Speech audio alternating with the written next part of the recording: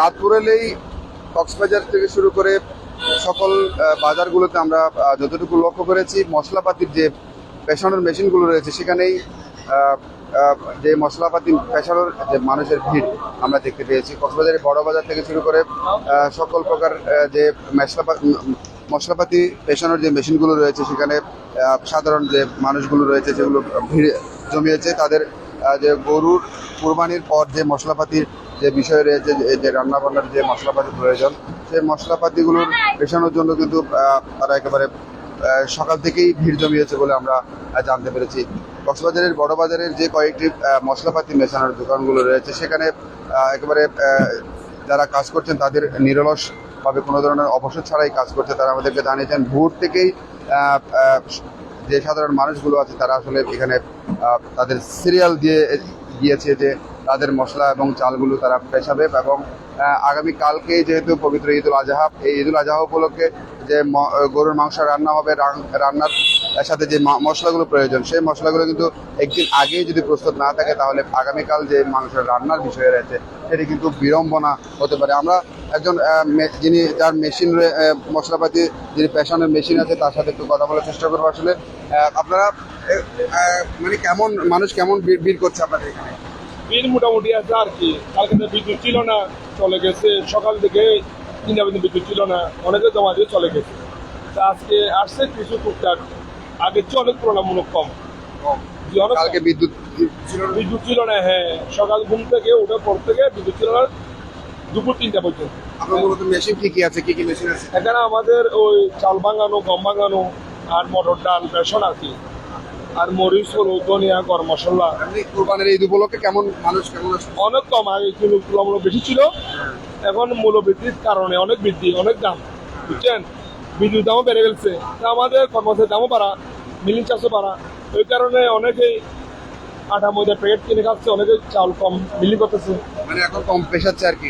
জি কম পেশাচ্ছে। ওই বাজার থেকে রেডিমেড কিনে নিচ্ছে, প্যাকেট কিনে নিচ্ছে। আমি কোনটা ভালো, রেডিমেড ভালো নাকি এখান থেকে পেশি? আমাদের তো জেনুইনটা ভালো, ওরা নিয়ে আসলে ওটা বেশি ভালো। প্যাকেটটা তো কিন্তু 100 গ্রাম প্যাকেটের মরিচ গুঁড়াটা হচ্ছে আপনার 70-80 টাকা, প্রায় 700 টাকা পরে মরিচের দাম রাঁধুনি। আমাদের যে মরিচ কিনছে 300 টাকা, ভাঙানো 140 টাকা, 350 টাকার মধ্যে 700 টাকার মধ্যে হয়ে যায়। আর একটা বিষয় আছে, প্যাকেটজাত করলে এখানে ভালো জিনিস দেয় না, আর নানান ধরনের খারাপ জিনিসগুলো মিক্স করে দেয়। এই বিষয়ে কি জানেন আপনি? ওগুলিতে আমার অভিজ্ঞতা নেই, ওগুলিটা ঢাকায় উৎপাদন হয়, চিটাগাং উৎপাদন হয়, এখানে যেগুলো হয় না। না, যারা প্যাকেট করতেছে এগুলো ভেজাল দেওয়ার কোনো সম্ভাবনা আছে কিনা? বড় বড় কোম্পানিতে দেবে না, ছোট ছোট কোম্পানি হলে দিতে পারে। ওগুলো কি মানুষের শরীরের জন্য কেমন, ভালো কিনা? এটা আমার অভিজ্ঞতা নেই। মিলিং করে পিসাই প্যাকেট চান, আমাদের জানি না। ধন্যবাদ। দর্শক, একজন যে মেশিনের মালিকের সাথে কথা বলছিলাম, তিনি জানাচ্ছিলেন যে আসলে এখন মানুষ কিন্তু ওই যে দ্রব্যমূল্য বৃদ্ধির কারণেই সাধারণ মানুষ যে প্রক্রিয়াজাত কিন্তু বাজারে যে পাওয়া যায় সেই বাজার থেকেই তারা কিনে নিচ্ছে। তবে এই যে পেশানোর যে একটি বিষয় আছে সেটি তারা এই পেশানোর থেকে একটু দূরে সরে গিয়েছে, যেহেতু পাইকারি দামে বা বাজারের একেবারে সরাসরি প্যাকেটিং করে পাওয়া যাচ্ছে, সেহেতু এই যে চাল এবং যে মেশিনগুলো রয়েছে সেগুলো ব্যবহার অনেকটা কমে গিয়েছে বলে এমনটা জানা যায়। তবে গতকাল থেকেই এই মেশিনগুলোর ভিড় থাকলেও কিন্তু বিদ্যুতের কারণে বিদ্যুতের যে একটি বিষয় রয়েছে, গতকালকে থেকে কক্সবাজারে কিন্তু বেশ কিছু জায়গায় বিদ্যুৎ ছিল না, যার কারণে এই সমস্ত মেশিনগুলোতে মেশিন যে যারা মশলাপাতি মিশিয়েছেন তারা পিষাচ্ছেন, তাদের কিন্তু নানান সমস্যা হচ্ছে। আপনি কি মশলাপাতি পিষাতে এসেছিলেন? হলুদ মশলা কুরবানি উপলক্ষে আসছেন? হ্যাঁ, কুরবানি উপলক্ষে। আচ্ছা, আপনি কি কুরবান ছাড়া যে অন্যান্য টাইমে কি মশলাপাতিগুলো পেশাতে আসেন? হ্যাঁ, আসি, সবসময় আসি। সবসময় আসেন। অনেকেই তো বাজার থেকে কিনে নেয়, রেডিমেড যে ওইগুলো যেগুলো কিনে নেয়, আপনি কি প্রতিনিয়ত এখান থেকে পিষে খান? আমি রেডিমেড কিনে নেই না, আমি নগদে টাটকা কিনে টাটকা পিসাই খাই। আচ্ছা, কোনটা ভালো? টাটকাটা পিসাই নিলে এটাই ভালো। আচ্ছা, কেন ভালো কোনটা, ওইটা খারাপ কেন? ওটা ধুলাবালি পড়ে, এটা খোলা থাকে, এটা তো যখন তখন পিসি, এটা ভালো, নগদেরটা ভালো। কুরবানি করছেন? হ্যাঁ, করতেছি। গরু কিনেছেন? হ্যাঁ, কিনেছি। কত টাকা দিয়ে নিয়েছেন? 1 লাখ টাকা দিয়ে। 1 টাকা দিয়ে নিয়েছেন। মাশাআল্লাহ, ধন্যবাদ। একজন যিনি মশলা পিষাতে এসেছেন তার সাথে কথা বলছিলাম, তিনি চালাচ্ছেন না যে আসলে যে মশলাপাতিগুলো সরাসরি পিষিয়ে নিয়ে তৈরি করা হয় বাড়িতে, রান্না করা হয় সেগুলো স্বাস্থ্যকর, কিন্তু যে বাজারে যে প্যাকেট করে রেডিমেড বিক্রি করা হয় সেগুলো কিন্তু স্বাস্থ্যের জন্য ভালো নয় বলে এমনটাই তিনি জানাচ্ছিলেন যে কি প্রতিনিয়ত মশলাপাতিগুলো তিনি পিষিয়ে তারপরে তার বাড়িতে ব্যবহার করেন। তিনি সেই পিষিয়ে মশলাপাতিগুলো তিনি স্বাস্থ্যকর বলে মনে করছেন। বাজারের যে রেডিমেড প্যাকেটিং করে বিক্রি করা হয় সেগুলো তিনি বলছেন যে কি মানুষের স্বাস্থ্যের জন্য ভালো না। আমি আরো একজন যিনি পেশাতে এসেছেন তার সাথে কথা বলার চেষ্টা করব, তিনি আসলে কি জানাচ্ছেন। আপনি কি মশলা পেশাতে এসেছেন? চাউল পেঁচাতে চাউল পেশাতে এসেছেন মানে কুরবানি উপলক্ষে? কুরবানির উপলক্ষে চালের পিঠা বানাবেন? চাউলের পিঠা বানাবো।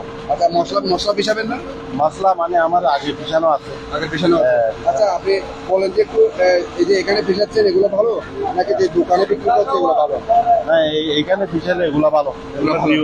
ওগুলো খারাপ কেন? দোকানের গুলা তো ওইগুলা কিরকম বানাইছে আমরা জানি না। আচ্ছা, ভালো হতে পারে, খারাপ হতে পারে। মানে আপনি কখনো পেয়েছেন যে এখান থেকে নিয়েছেন এগুলো আবার পরে দোকান থেকে কিনে খেয়েছেন, কোনটা ভালো পেয়েছেন? দোকান থেকে কিনে খাই নাই, আমরা সব সময় এখান থেকে মেট থেকে পিছিয়ে মানে আমরা পিঠা তৈরি করি। মানে পিছিয়ে খেলে ভালো ভালো। হ্যাঁ, ওইগুলা মানে পিছিয়ে খেলে মানে সপ্তাহে ঠিক থাকে, ভালো থাকে। মানে দোকানের গুলো স্বাস্থ্যকর না বলছে? দোকানগুলো রেডিমেড এগুলো কখন বানাইছে, ডেট আছে কি নাই, কোনো ডেট লেখা নেই, কিছু নাই। এগুলো আবার মানে কত মানসম্মত সেগুলো আমরা জানি না, সেজন্য দোকান থেকে আমরা কিনে কোনোদিন খাই না। এখান থেকে মানে চাউল আনে, মানে এখান থেকে পিঠে আমরা পিঠা বানাই, পিঠা তৈরি করি। ধন্যবাদ আপনাকে। দর্শক, নিশ্চয়ই দেখতে পাচ্ছেন যে যারা মশলাপাতি পেশান তারা আসলে সকাল থেকেই এভাবে তাদের মেশিন যে অনবরত আছে, তারা সকাল থেকেই চাল এবং মশলাপাতিগুলো পেশানোর কাজ করে যাচ্ছেন। আমরা কক্সবাজারের বড় বাজার থেকে সরাসরি যুক্ত হয়েছি। এই মশলাপাতি পেশানোর যারা এসেছেন কোরবানি উপলক্ষে, এবং কোরবানির উপলক্ষে যে চালের পিঠা এবং মশলাপাতি গরুর মাংস রান্না করার জন্য যে প্রয়োজন সেই মশলাপাতিগুলো পেশাতেই মূলত এখানে ভিড় জমিয়েছে। আমরা দেখতে পেয়েছি, অনেকের সাথে কথা বলেছি, তারা আমাদেরকে জানিয়েছে যে আসলে দোকানের যে মশলাপাতিগুলো রেডিমেড প্যাকেটিং করা আছে সেগুলো কিন্তু তারা বলছে স্বাস্থ্যকর না।